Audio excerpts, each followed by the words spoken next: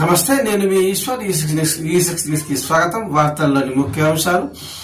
స్థిరాస్తుల విషయంలో కేవలం రిజిస్ట్రేషన్ పత్రాలు ఉన్నంత మాత్రాన పూర్తి యాజమాన్య హక్కులు లభించినట్లు కాదని సుప్రీంకోర్టు సంచలన తీర్పు వెలువరించింది.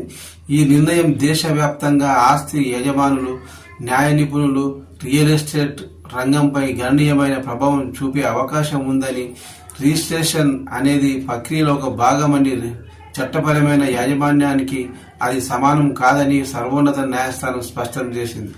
గతంలో చాలా మంది ఆస్తి రిజిస్ట్రేషన్ అయితే యాజమాన్య హక్కులు తమకే దక్కుతాయని భావించేవారు. అయితే సుప్రీంకోర్టు తాజా తీర్పు ఈ అభిప్రాయాన్ని మార్చేసింది.